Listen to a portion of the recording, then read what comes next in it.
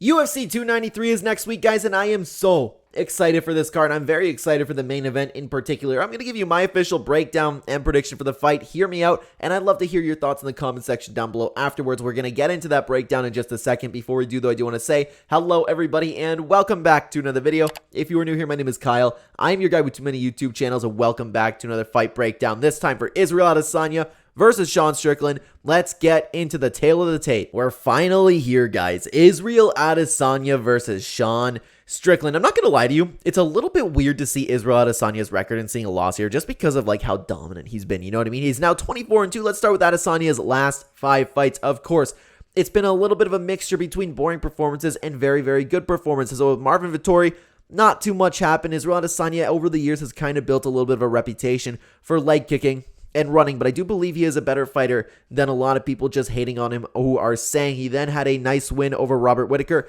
Very, very controversial decision, but I did think ultimately Israel Adesanya did end up winning this fight. Then he had the boring performance against Jared Cannonier, and of course, the Alex Pereira loss where he was on his way to winning this fight, but then he came back and shocked the world. I was shocked myself. He beat Alex Pereira with a huge KO, so this dude is coming off of some solid momentum. Sean Strickland, though, let's take a look at his fights, okay? Sean Strickland, of course, people started really paying attention to him, I want to say, a couple years ago once he was breaking into the contendership. He had a very close fight with Jack Hermanson and ended up getting a win here. But then, here's the thing, guys, okay? He has 2 losses here against Alex Pereira and Jared Cannonier. This one was a a lot of people made fun of Sean Strickland, myself included, for the way he approached this fight. And that's something I'm going to criticize him for moving forward with this Israel Adesanya fight. He had the iCarly stance in there, walking forward like this, and just got chinned, right?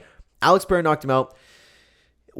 I think that would have happened anyways. Even if Sean Strickland didn't walk towards him, I feel like Alex Pereira would have won that fight. But then he fought Jared Cannonier in a fight where I clearly thought Sean Strickland won this fight. I think it was a good performance on his part. Very close fight. And with the way Jared Cannonier ended up looking afterwards, I think Sean Strickland, this is a plus for him. I'm looking at him right now coming off of a 3-fight win streak. But then he had a very nice win over Imavov. And then against Abus Magomedov, he looked absolutely fantastic. Proved that he still belongs to the top of the division. This dude is an animal in the cage. And a lot of people were picking Magomedov. And to be honest with you, I was picking Magomedov myself. I thought the UFC saw something in him that I wasn't. That's why they were trying to hype him up, use Sean Strickland's name to get over him. So other than that, guys, Israel Adesanya is surprisingly 34 years old. I keep forgetting that he's 34 years old. I keep forgetting that he's over 30. So one of these days, we're going to see Israel Adesanya slow down. Do I think it's going to be now? I do not think it's going to be now at all. But other than that, it's pretty close. Adesanya has a little bit of a reach advantage. He will definitely be using that reach advantage. But let's talk about what happens when these two come into the cage, guys. So, guys, when taking a look at this fight and talking about how these two match up, what happens when they're actually going to walk into the cage together and start going,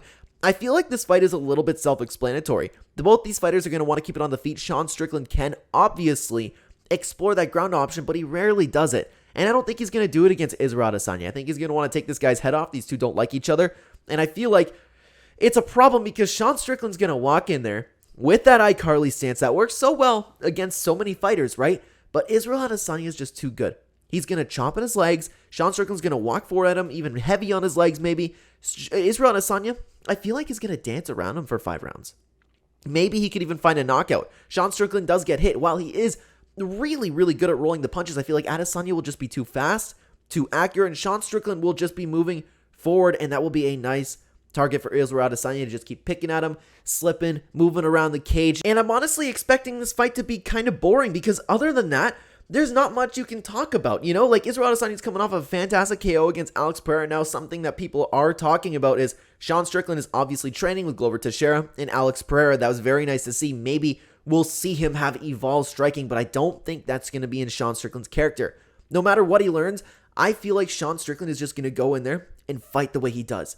I don't think that, like, while he could have improved, he could have learned some new techniques, he could have learned from Alex Pereira what works against Israel Adesanya. He could have learned amazing ground game from Glover Teixeira. They could have a game plan, but when they go in there, I feel like Sean Strickland's just the guy who wants to go in there and have a sparring session.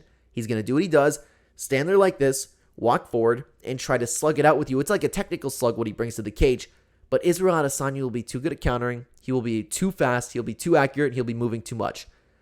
I don't believe there's much else to say about this fight. I got Israel Adesanya, man. He might be lock of the week for the card. I would be absolutely shocked if Sean Strickland pulled it off. I really would. I don't see another path to victory. He's not going to explore the ground game. I don't think that's in him. I really don't. So if there's something I'm missing, please let me know in the comments down below, but I think this fight is fairly easy to break down. Israel Adesanya is going to dance around Sean Strickland and do whatever he wants. It's going to be an easy fight for him. He's going to embarrass Sean Strickland, and he might even finish Sean Strickland. I'm picking Israel Adesanya to win either by decision or by finish. Obviously finish on the feet, but I feel like this fight's simple to break down, man. Again, let me know in the comments if you think differently and what you thought about my breakdown. Thank you so much for watching, everybody. On the screen right now, if you'd like to continue watching the Clenbat channel, there'll be 2 videos on screen for you to check out. Thank you so much for watching, guys. I will see you either there or in the next video, guys. Take care.